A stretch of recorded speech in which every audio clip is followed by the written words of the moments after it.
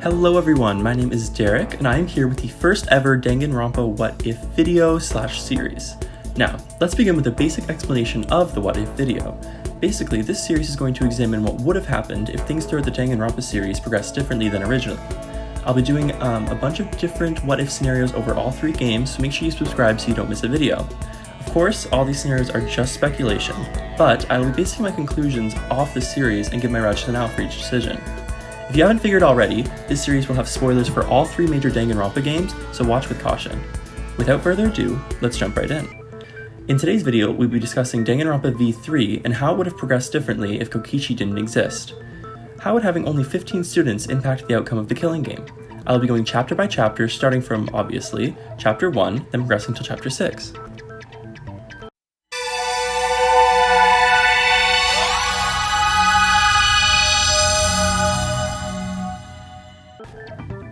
Chapter 1 remains mostly the same, as Kokichi doesn't play a massive role in this first trial. Only slight things might change. For example, it is established early on that Kibo and Kokichi are not going to get along. They have a similar relationship to that of Hiyoko and Mikon, with Kokichi finding any chance to bully or discount Kibo.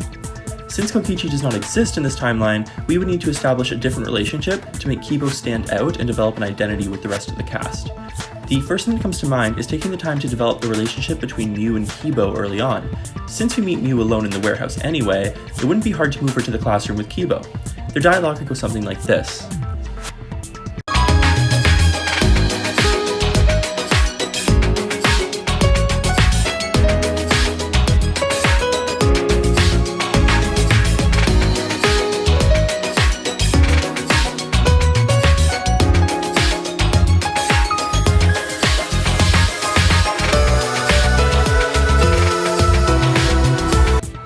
This development early on can not only create comic relief in suit of Kokichi, but it also sets up for Miu cleaning Kibo in chapter 3, which in my opinion on its own kinda comes out of nowhere.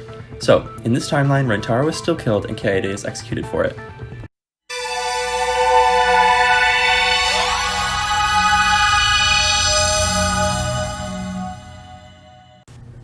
Without Kokichi in chapter 2, there would have been no bug meet and greet.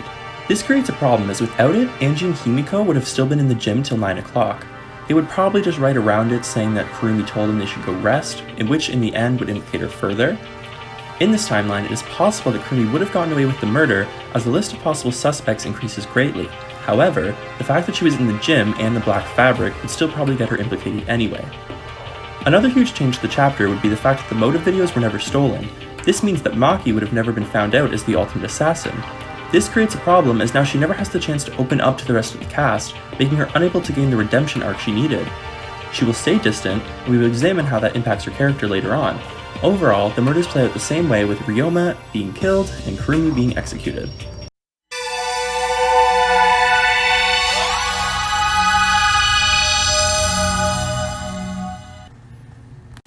Chapter 3 is relatively the same. I honestly can't think of any changes that would be made here. The only thing we would miss out on is that iconic fake-out scene from Kokichi. Other than that, Angie and Tenko are killed, with Korekyo being executed.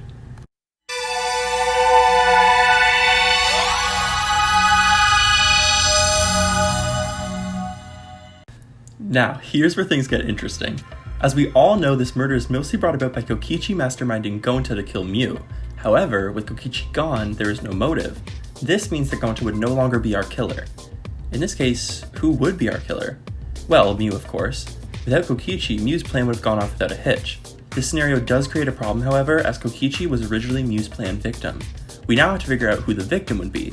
We have 8 cast members remaining after chapter 3, them being Miu, Gonta, Kaito, Maki, Himiko, Kibo, Smoogie, and Suichi.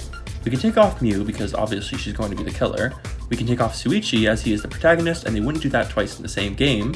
We can take off Kaito and Maki at this point, as they are both protected by plot armor. And finally, we can take off Tsumugi for obvious reasons. Now, we are left with 3 students, Gonta, Himiko, and Kibo. Based on Miu's stature, she wouldn't have picked Gonta because of his size, and I don't believe she would pick Kibo as she was obsessed with him, which was stated earlier. Oh boy. And this leaves Himiko as the only viable option. Now, I'm probably going to get hate for this, but when examining the situation, she really is the only option. I know she had all that character development and kind of ruins her story, but they did the same thing with 2 Hiyoko Saionji, so we can't really complain here. Himiko is killed by Miu, and then Miu is executed. I don't think Miu would get away with the murder, as she seems like the type to slip up if she gets accused. This leaves our surviving students as Kaito, Maki, Gonta, Shuichi, Tsumugi, and Kibo as we head off into Chapter 5.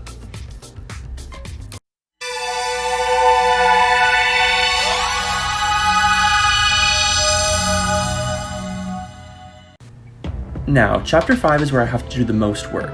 Usually, the 5th chapter has a great deal of plot progression, almost acting like the climax of the actual killing game. Since Kokichi plays a huge role in this and also dies in this chapter, we have to get creative. Firstly, Kaito has to die in this chapter. The reason being that a lot of the story relies on him not surviving, and killing him off would be the most dramatic thing to do. In Chapter 5, you can't kill off filler characters. Not that I would call any of the characters filler, but you guys know what I mean. There needs to be plenty of dramatic tension, and killing off some random just wouldn't cut it. With that being said, now we have to decide on who the killer/victim would be.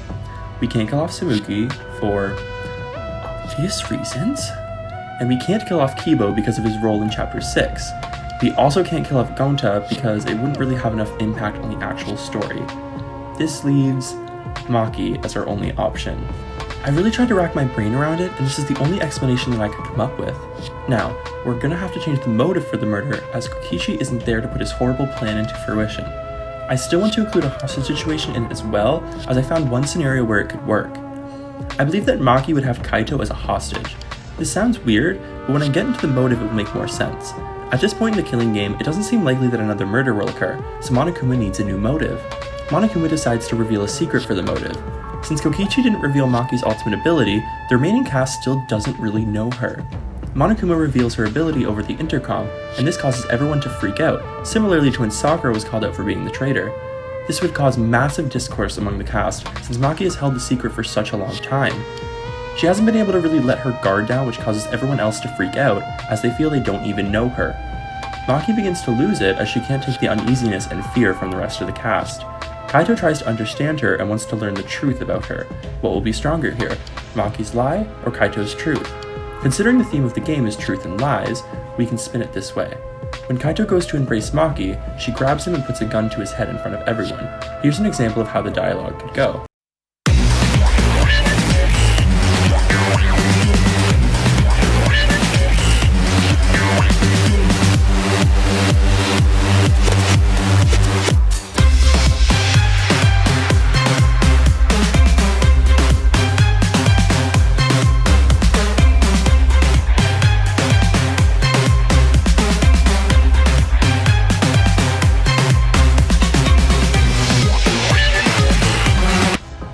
After this, Maki would take Kaito to the Exisal hangar and keep him as a hostage.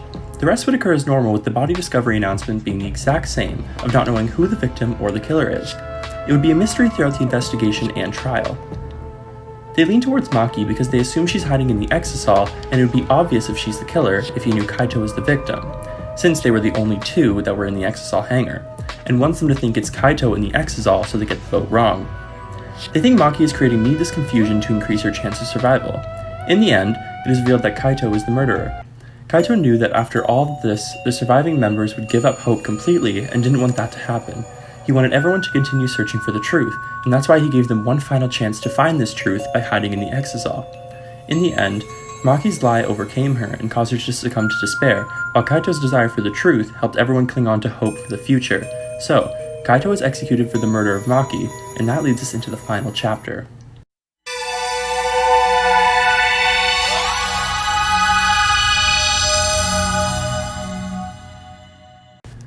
Kind of anticlimactic here, but there are only 4 students left at this point, being Tsumugi, Kibo, Gonta, and Shuichi. Tsumugi is revealed to be the mastermind and eventually is killed, and Kibo destroys the dome, resulting in his death as well. This leaves Shuichi and good boy Gonta as the survivors of the killing game. Alright, so there's my timeline for a world where Kokichi does not exist. So, what do you guys think of the timeline? Do you think I got something wrong? I'd love to hear your thoughts in the comments below.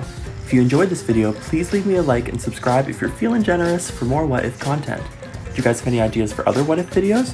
I would love to hear your ideas in the comments below. Thank you so much for watching this video. Have a lovely day.